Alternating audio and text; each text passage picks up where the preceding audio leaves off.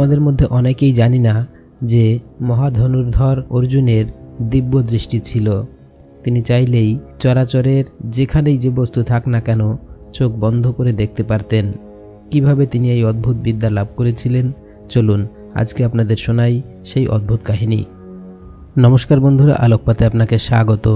কাহিনীটি সংগ্রহ করেছি রাজশেখর বসু অনুদিত মহাভারতের আদি পর্বের ৭২ নং পৃষ্ঠা থেকে। বনবাসে থাকাকালে পঞ্চপাণ্ডব দ্রৌপদীকে নিয়ে পাঞ্চাল দেশের দিকে যাত্রা করলেন। দীর্ঘ পথ অতিক্রম করে তারা গঙ্গা তীরে উপস্থিত হলেন।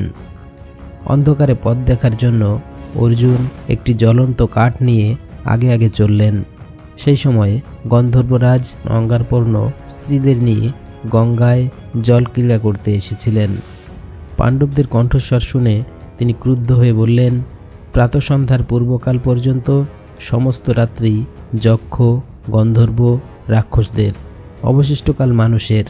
রাত্রিতে কোনো মানুষ, এমনকি সৈন্য নৃপতি পর্যন্ত জলের কাছে আসতে পারেন না। আমি কুবেরের সখা গন্ধর্বরাজ অঙ্গারপর্ণ, এই বন আমার, তোমরা দূরে যাও। অর্জুন বললেন, সমুদ্রে, হিমালয়ের পার্শ্বে এবং এই গঙ্গায় দিনে রাত্রিতে বা সন্ধ্যায় কারো আসতে বাধা নেই। তোমার কথায় কেন আমরা গঙ্গা জল থেকে দূরে থাকব? তখন অঙ্গারপর্ণ পাণ্ডবদের দিকে অনেকগুলি বাণ ছুড়লেন। অর্জুন তার মশাল আর ঢাল ঘুরিয়ে সমস্ত বাণ প্রতিহত করলেন এবং তারপর গুরুদেব দ্রোণাচার্যের কাছ থেকে প্রাপ্ত ভয়ঙ্কর অগ্নি অস্ত্র নিক্ষেপ করলেন। গন্ধর্বরাজের রথ পুড়ে ছাই হয়ে গেল এবং তিনি অচেতন হয়ে ভূতলে পড়লেন। অর্জুন তার চুল ধরে টেনে নিয়ে চললেন।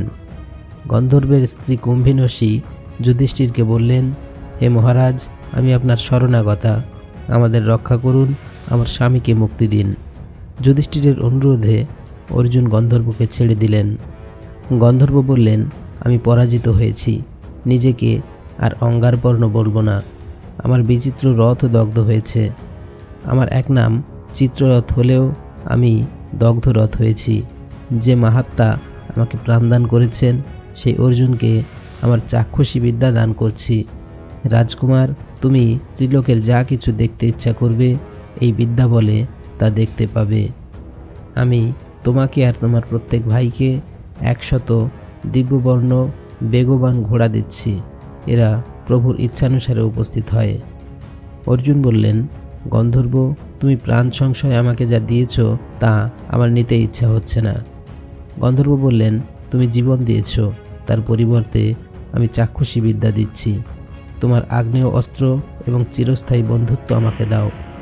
অর্জুন গন্ধর্বের প্রার্থনা অনুসারে চাক্ষুষী বিদ্যা ও অশ্ব নিলেন এবং আগ্নেয়াস্ত্র দান করে তার সঙ্গে বন্ধুত্ব করলেন।